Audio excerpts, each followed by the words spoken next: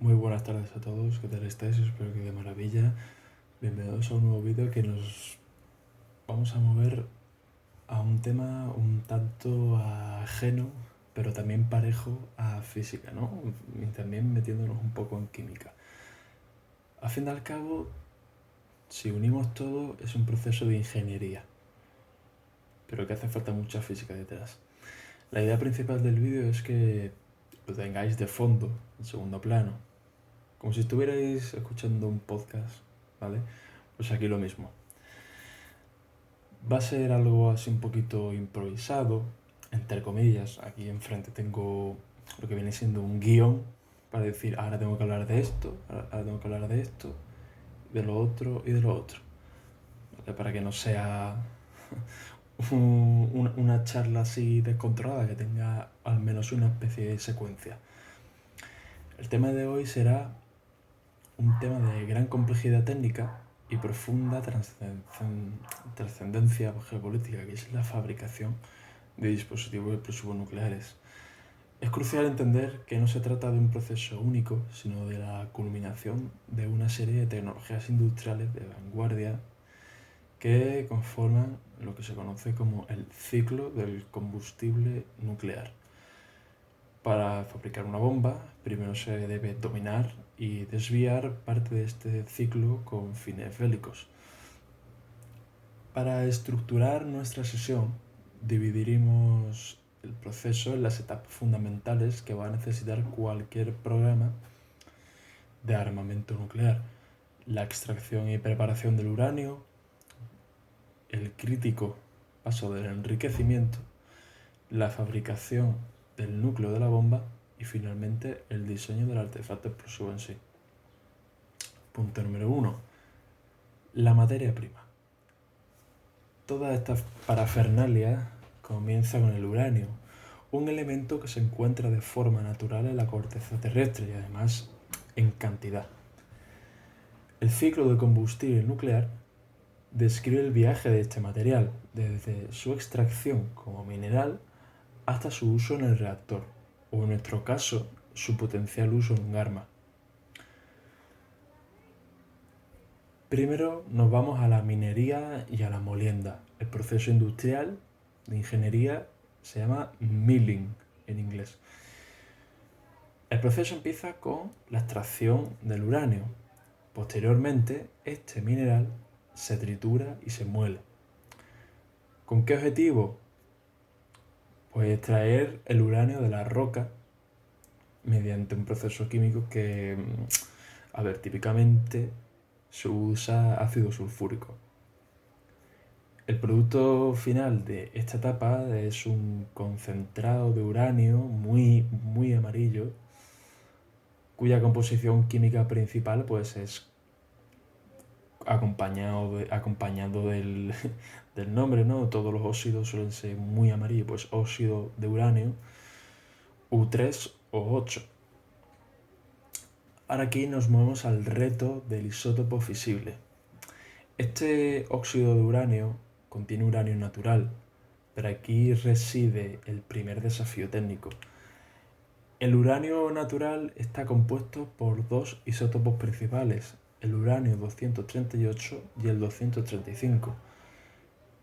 El 238 constituye aproximadamente el 99,3% del total.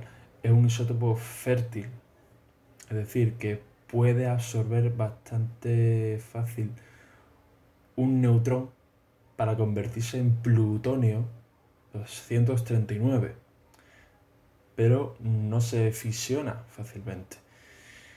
Por tanto, pasamos al 235, que es el isótopo fisible por excelencia. Es el que, al ser impactado por un neutrón, el isótopo se divide, liberando muchísima energía y más neutrones que impactarán en más isótopos, y así se sostiene lo que viene siendo la reacción en cadena. Sin embargo, su abundancia natural es de apenas el 0,7% aproximadamente. Por tanto, para un reactor comercial se necesita una concentración de este último isótopo de alrededor de un 5%. Y para un arma nuclear se requiere pues una pureza muchísimo mayor.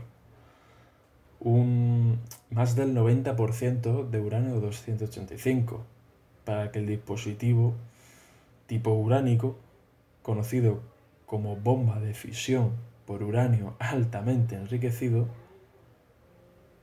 sea nuestro primer gran cuello de botella tecnológico. Punto número 2.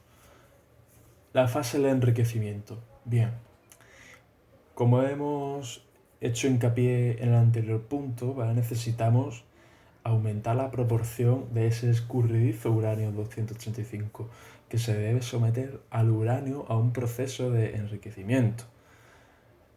Antes de esto, el óxido de uranio debe ser convertido a un compuesto gaseoso, ya que los principales métodos de enriquecimiento operan en fase gaseosa. Y este compuesto gaseoso será hexafluoruro de uranio, UF6. El hexafluoruro es un sólido que a temperatura ambiente pero se sublima a gas a una temperatura relativamente baja, a 50 y pico grados, lo que permite su manipulación en plantas industriales. El enriquecimiento sencillamente se basa en explotar la minúscula diferencia de masas entre los átomos del isótopo más ligero y el del 238. Para ello existen varias tecnologías, siendo lo más relevante las siguientes. Aquí yo no tenía mucha idea, así que he buscado información y la he condensado para expresarosla en cómo sería, como yo lo veo, ¿no? Con mis palabras. La primera es la tecnología histórica, que es la difusión gaseosa. Esta técnica nos dice que se basa en la diferencia de la velocidad a la que las moléculas de hexafluoruro de uranio, que contienen uranio 265 y 238, pasan a través de una membrana porosa. Y así, las moléculas más ligeras, las de uranio 235, se difunden ligeramente más rápido. Este efecto, por lo que he podido ver, es extremadamente pequeño, por lo que se necesita como una especie de cascada de miles de difusores para lograr un enriquecimiento significativo. Por tanto, y para finalizar, es un proceso que consume cantidades ingentes de energía. La segunda tecnología, que es la moderna y la predominante, es una centrifugación de gas. Nuevamente, con el hexafluoruro de uranio, se introduce en una serie de cilindros verticales que giran a velocidades supersónicas, ¿vale? De manera centrífuga. La fuerza centrífuga lo que hace es empujar a las moléculas más pesadas de hexafluoruro con uranio 238 hacia la pared exterior, mientras que las más ligeras con uranio 275 tienden a concentrarse en el centro. Al igual que con el método anterior, el de la difusión, el efecto es bastante pequeño, necesitándose a su vez esas especies de cascadas de miles de centrífugas conectadas, generalmente en serie, para alcanzar el nivel de enriquecimiento deseado. Esta tecnología, pues aunque es un desafío enorme, está bastante controlado a nivel internacional por su potencial proliferador. Punto número 3. Una alternativa con los reactores. La alternativa del plutonio. ¿Vale? El núcleo de un reactor nuclear, una fracción de los átomos de uranio 238, el isótopo fértil abundante, captura pues sus neutrones en lugar de fisionarse a través de una serie de desintegraciones radiactivas. Este uranio 238 pues, se convertirá en plutonio 239. también un isótopo fisible y que puede ser usado como núcleo para la bomba. Para obtener este plutonio se requiere un paso adicional al ciclo del combustible que hemos estado comentando, que es básicamente un reprocesamiento del combustible nuclear gastado o irradiado. Es decir, el combustible se usa en el reactor. Cuando se usa se retira y se lleva a una planta aparte para hacer este reprocesamiento. Allí, mediante procesos químicos, aquí no tengo yo mucha idea, pero si mal no recuerdo leer, aparecía uno que se llama Purex, Purex. Difiero si son siglas en español o en inglés, pero bueno, os lo dejo por ahí, para no entretenerme. Pues mediante esos procesos químicos, seguramente complejos, se separa el plutonio y el uranio no quemado de los productos de fisión altamente radiactivos y los actínidos menores. Para aquellos despistados, los actínidos son, junto a los lactánidos y actínidos, esos grupos de la tabla periódica que están apartados de todos los demás. Así que, aparte de que este paso sea muy complejo, es muy peligroso porque el plutonio es muy radiactivo. Punto número 4. Del material fisible a la bomba. Vale, ya tenemos suficiente material fisible, así que ya el siguiente paso es el diseño y la fabricación. El principio físico es el mismo para ambos. El lograr una masa supercrítica de material fisible en un tiempo extremadamente corto para desencadenar la reacción en cadena que mencioné antes, con el tema de que una vez que absorbía el neutrón se dispersaba generando gran energía, ¿no? Y así generando más neutrones, pues eso. La reacción en cadena de fisión descontrolada y sobre todo exponencial. Primero la masa crítica, que es el concepto fundamental, siendo en pocas palabras la cantidad mínima de material fisible necesaria para mantener una reacción en cadena. En otras palabras, para que la bomba explote, se debe pasar de un estado subcrítico, que es como el seguro, a uno supercrítico. Lo siento. De forma, pues, ultra rápida. Si la transición es lenta, pues, ¿qué pasa? Que la energía calentará y expandirá el material, dispersándolo antes de que la reacción en cadena haya liberado su máximo potencial. Hay dos diseños principales para lograr esta transición rápida. Uno es el diseño de cañón, que es el más simple, que como bien dice el nombre, tiene que ver con disparar, ¿vale? Disparar un subcrítico, una especie de proyectil de material fisible, contra un subcrítico blanco. ¿Vale? La típica escena de un blanco y el proyectil que le tiene que dar al blanco. Del mismo material dentro de un cañón. Cuando se unen, la masa total pues supera a la masa crítica. Este diseño es tan sencillo que se consideraba que no necesitaba pruebas nucleares. Por ejemplo, el arma llamada Little Boy, lanzada sobre Hiroshima, usaba este método con uranio altamente enriquecido. El siguiente diseño es el de implosión. Este es un diseño mucho más sofisticado y es el que se usa para el plutonio. Se coloca una esfera de material fisible en el centro, ¿vale? De plutonio 239. Alrededor de esta especie de esfera se colocan cargas de explosivos químicos de alta precisión.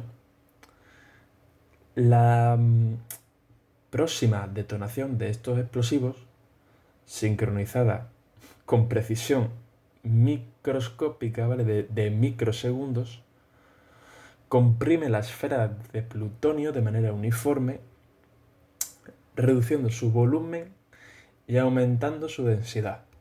¿Vale? Esto es una especie de referencia también a lo que comentaba el anterior vídeo de los agujeros negros, que la gravedad condensaba toda esa materia hasta un único punto, que era la singularidad de volumen cero y densidad infinita. Pues aquí al principio es básicamente el mismo, pero obviamente no se llega a ninguna singularidad, ¿vale? Lo que decía, reduciendo su volumen y por tanto aumentando su densidad, lo que la lleva a un estado supercrítico. Ahora, para iniciar la reacción en cadena en el momento de máxima compresión, se introduce un iniciador de neutrones, que básicamente emite un pulso de neutrones. Esta técnica es mucho más compleja, pero permite usar plutonio, que tiene masa crítica menor. Y hablando otra vez de la Segunda Guerra Mundial, el artefacto llamado Fatman, que fue lanzado en esta ocasión sobre Nagasaki, era de ese tipo de diseño. Ahora, como especie de conclusión y consideraciones finales, como habéis podido escuchar, la fabricación de una bomba nuclear no es un acto aislado, sino la culminación de un programa industrial masivo, pues que refiere del dominio de la química, la metalurgia del uranio, del plutonio, si se opta por esa vía. También se requiere de la tecnología de enriquecimiento, esas cascadas de centrifugadora de gas, que es quizás el mayor desafío técnico y de recursos. La capacidad de operar reactores nucleares y complejas plantas de reprocesamiento químico para la ruta del plutonio, y experiencia física de detonaciones e ingeniería de precisión para el diseño del mecanismo de implosión. Por todo ello, la proliferación nuclear es un problema geopolítico, como mencioné al principio del podcast, de primer orden. No es tanto la receta teórica, que es de dominio público, sino la capacidad para construir la enorme y costosa infraestructura industrial necesaria, lo que distingue a los estados con capacidad nuclear de los que no la tienen. El control internacional sobre las tecnologías de enriquecimiento y reprocesamiento es el pilar fundamental para frenar la expansión de estas armas. Pues muy bien, espero os haya encantado este vídeo, que hayáis disfrutado, que os haya entrado morbo por ver un tema así tan aciado como el de las bombas nucleares. Como veis, he intentado detallar lo máximo posible. Ya seguramente habrá muchas más técnicas, procesos, información, pero ya eso sobrepasa mis conocimientos. Y aparte, tampoco he hecho una búsqueda muy exhaustiva de información, porque si añado información de más, entonces me enrollo, empiezo a hablar, el vídeo se me alarga y es más fatigoso a la vista del consumidor. Así que nada, os dejo por aquí.